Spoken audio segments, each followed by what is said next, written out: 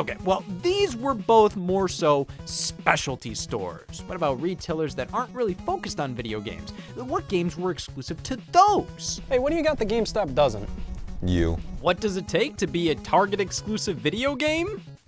The will to be. Why was Cars the video game on PC exclusive? Because we had to take dicks down a notch. This store easily has some of the most random games associated with it. Paws and Claws Pet Vet for Game Boy Advance, Let's Ride Friends Forever for Game Boy Advance, Enchanted Once Upon Andalasia for Game Boy Advance, High School Musical Livin' the Dream for Game Boy Advance. Never mind, a pattern is forming. Seems like around 2006 to 2008, Target struck some deals to offer kids games on aging platforms. You can see some of these have a Plays on DS sticker. And with many of these having Nintendo DS equivalents that were much more widely released, it's obvious they didn't want to take too much of a risk with the GBA versions. But Target will! Oh my god, you guys are offering a bullet for me? That's why the shirt's red. Then you have the more modern exclusives, such as Active Life Outdoor Challenge for Nintendo Switch, and of course, the SimCity preview disc. Not a demo for SimCity, no. It's a disc with trailers on it and a coupon. Might actually be better than the game. But we can't talk Target exclusives without mentioning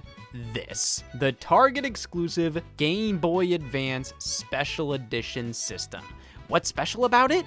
We match. Yep, it just has the Target logo plastered on the front. That's it. Though there was a red version, which is definitely more specialized specifically to Target. These are about as retailer exclusive as you can get.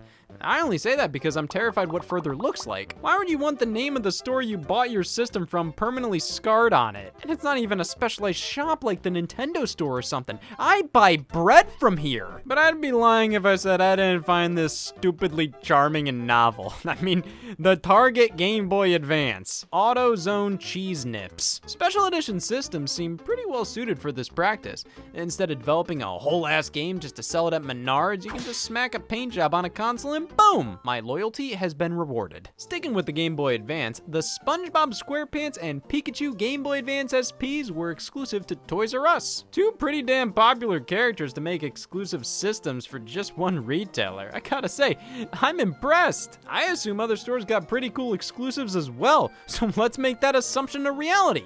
Walmart got the Lagoon Edition, the most popular store in existence. What do they get? An advertisement for Toys R Us. Holy shit! The amount of Toys R Us exclusives is insane. The Pet Adoption Center, Bratz Babies, Baby Life, Fairyland Melody Magic, Cookie Shop, Motor Racer DS, Beyblade Metal Masters, Pets Horses Family.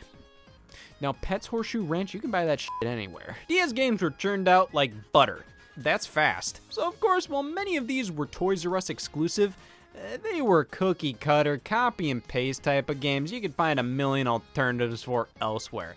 Making them exclusive made them actually noteworthy in some way. But here's one that don't need that exclusivity to stand out. Soul Bubbles, a legitimately solid puzzle game that takes great advantage of the DS's capabilities. It's a shame because it feels like nobody played or has even heard of this game. I think a GameStop exclusivity would have worked out a lot better because I don't think the people who would actually appreciate this game were buying their games at Toys R Us. For example, this is Sneakers, Xbox exclusive extraordinaire. You know, Microsoft chose this to be one of the launch titles for the system in Japan instead of Halo. Well, why wasn't Halo a Toys R Us exclusive then? Sneakers is one of those press X to check this rat games. 30 minutes, 30 rats, go! This was created to be a technical showcase for the original Xbox, touting mice fur as a key feature. And what it all boiled down to? A 28 on Metacritic and one less reason to go to Toys R Us. They definitely had it better when it came to exclusive systems. The Pikachu Nintendo 64, the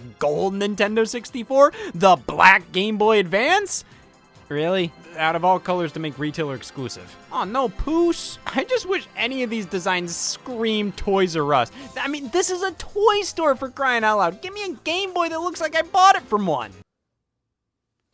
Thank you! For having such a hefty trough of exclusive products at their store, the Toys R Us sure didn't care what they were. Honestly, I feel like Walmart one-upped them with one game alone. Chibi-Robo Park Patrol for the Nintendo DS. Now, I'm not saying this is the only Walmart exclusive game, but there sure aren't as many out there as the other stores. And while Toys R Us had sneakers, Walmart had a video game. I don't blame Nintendo for partnering with Walmart to make this an exclusive, but I do heavily question why they kept making Chibi-Robo games if they never believed in them achieving success. Chibi-Robo was a super late GameCube release, then out of nowhere, a sequel in the DS was announced when there was barely any benefits to doing so outside of giving the series another shot on a more popular platform.